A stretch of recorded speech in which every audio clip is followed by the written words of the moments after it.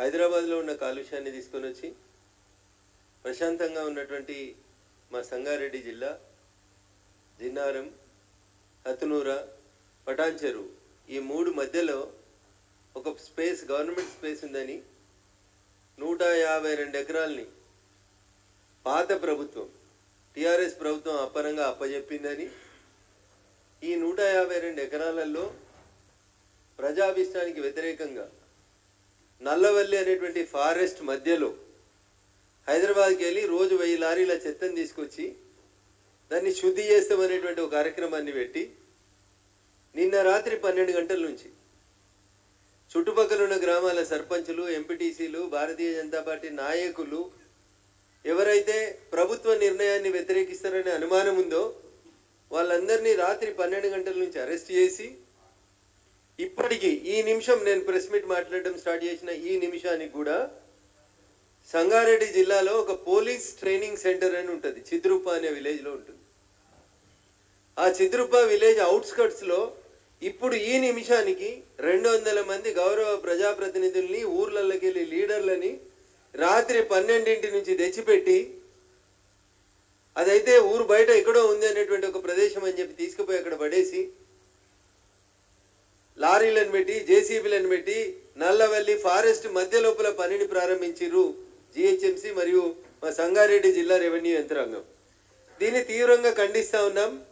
ఇప్పటికే మీ పుణ్యమాని జిహెచ్ఎంసీ తీసుకున్న తప్పుడు నిర్ణయాల పుణ్యమాని జవహర్ నగర్ అనేటువంటి ప్రాంతం ఒక రావణ కాష్టంలాగా మండుతుంది. ప్రజలు కాలుష్యంతో రకరకాలైనటువంటి ఇబ్బందులు పడుతూ ఉన్నారు. మా సంగారెడ్డి జిల్లా పటాన్ చెరువు, జిన్నారం, కాజిపల్లి, గడ్డపోతారం ఇట్లాంటి ప్రాంతాలన్నీ కూడా ఇప్పటికే రసాయన పరిశ్రమల కాలుష్యం వల్ల మా భూమి, నీరు అన్నీ కలుషితం అయిపోయి ప్రజలు కష్టపడుతుంటే హైదరాబాద్ చెత్త కూడా తీసుకొచ్చి మా కాలుష్యం లేస్తామని చెప్పి ఓ కొత్త పంచాయతీని అర్ధరాత్రి తీసుకున్నారా నిర్ణయం? పాత ప్రభుత్వం తీసుకుందా లేకపోతే ఇప్పుడున్నటువంటి రాష్ట్ర ప్రభుత్వం ముఖ్యమంత్రి రేవంత్ రెడ్డి గారు తీసుకున్నారా మాకు తెలియదు. కానీ నేను ఢిల్లీలో ఉన్నాను, పార్లమెంట్ నడుస్తూ ఉంది. రాత్రి 12 గంటల నుంచి అరెస్ట్ చేసి ప్రజాప్రతినిధులందరినీ తీసుకొచ్చి ఇంకా వదిలిపెట్టలేదనే విషయం తెలిసినప్పుడు ఆ ప్రాంత ప్రజాప్రతినిధిగా తప్పనిసరిగా దీన్ని ఖండించాల్సిన అవసరం ఉందని చెప్పి ఇక్కడికి రావడం జరిగింది. వస్తూ కొంతమంది రెవెన్యూ అధికారులతో మాట్లాడితే, సార్ 2015వ సంవత్సరంలోనే అప్పుడున్న ప్రభుత్వం 152 ఎకరాల భూమి ఇచ్చింది సార్, మమ్మల్ని ఏం చేయమంటారని చెప్పి వాళ్ళు చెప్పడం జరుగుతూ ఉంది. నేను ప్రభుత్వానికి, రాష్ట్ర ప్రభుత్వానికి, ముఖ్యమంత్రి రేవంత్ రెడ్డి గారికి చాలా స్పష్టంగా చెప్పదలుచుకుంది ఒకటే, మీరు రాత్రిళ్ళు పోలీసు వాళ్ళని పెట్టి రోడ్లు వేసినా, మమ్మల్ని అరెస్ట్ చేసి అక్కడ ఇంకేదో కట్టాలనే ప్రయత్నం చేసినా ఖచ్చితంగా ప్రజల నుంచి భౌతికంగా నిరసన అనేది ఖచ్చితంగా ఎదురవుతుంది. మీరు కాదు కూడదని పని మొదలు పెట్టినట్లయితే ప్రత్యక్ష పోరాటానికి దిగుతామని చెప్పి ఈ సందర్భంగా హెచ్చరిస్తా ఉన్నాం. నిజంగా మీరు చేయాలనుకుంటున్నటువంటి చెత్తను ఏమన్నా శుద్ధి చేసే ప్లాన్ ఏమన్నా మీకుంటే, జిహెచ్ఎంసీకి నిజంగా చెత్త మీద చిత్తశుద్ధి ఉంటే, ప్రపంచంలో 100 రకాలైనటువంటి కొత్త టెక్నాలజీలు వచ్చినాయి చెత్త బయటికి రాకుండా. మీ జిహెచ్ఎంసీ ట్రాక్టర్ పోతుంటే, మీ జిహెచ్ఎంసీ లారీ పోతుంటే వెనుక సగం చెత్త కిందనే పడుతుంది. వీళ్ళు ఈడికేలి పట్నంకేలి చెత్తని నల్లవల్లి అడవులలోకి తెస్తారంట. ప్రపంచం అంతా అడవులు మంచిగా ఉండాలని, పర్యావరణం రక్షించబడాలని నాలాంటోడు కొట్లాడుతుంటే ఉన్న నల్లవల్లి రిజర్వ్ ఫారెస్ట్ మధ్యలోకి వచ్చి పారానగర్ అనే విలేజ్ లోపల 152 ఎకరాల ప్రభుత్వ భూమి ఉందని చెప్పి ప్రజాప్రతినిధులను నిర్బంధించి పట్నం చెత్తను తెచ్చి పల్లెటూర్ల మీద వేస్తామంటే ఖచ్చితంగా మెదక్ పార్లమెంట్ సభ్యుడిగా దీన్ని నిరసిస్తా ఉన్నాను. రాష్ట్ర ప్రభుత్వానికి ఈ ప్రతిపాదనని, ఆలోచనని వెంటనే విరమించుకోవాలని చెప్తా ఉన్నాను.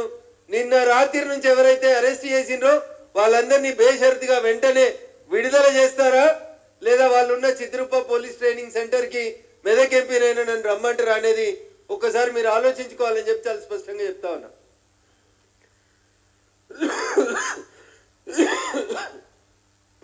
ప్రజాస్వామ్య దేశంలో ప్రజల అభిష్టాన్ని కాదని మా ఊర్లో చెత్త వస్తే, మా ఇంట్లో చెత్త వస్తే తడి చెత్త, పొడి చెత్త అని మేము ఎక్కడికక్కడ సెపరేట్ చేసి మా పల్లెటూర్లను మేము కాపాడుకుంటుంటే మీరు హైదరాబాద్ చెత్తనంతా కలెక్ట్ చేసి తీసుకొచ్చి మా సంగారెడ్డి జిల్లాలో పచ్చని అడవుల మధ్య నేసి వాసనని, కాలుష్యాన్ని, భూగర్భాల్ని నాశనం చేస్తామంటే దాన్ని ఎట్టి పరిస్థితులలో కూడా జరగనీయం. కాబట్టి జిహెచ్ఎంసీ కమిషనర్ గారు రాత్రిపూట పోలీసు వాళ్ళని పెట్టి వందల లారీలు పెట్టి అరణ్య రోదనలాగా మా ప్రజల గొంతును నొక్కాలనుకుంటే ఖచ్చితంగా ప్రత్యక్ష పోరాటానికి ఆందోళనకు దిగుతామని చెప్పి ఈ సందర్భంగా హెచ్చరిస్తా ఉన్నాం. రేపు నన్ను పార్లమెంటుకు రమ్మంటారా, పారానగర్కు రమ్మంటారా, జిహెచ్ఎంసీ కమిషనర్ గారి చేతులు ఉంది.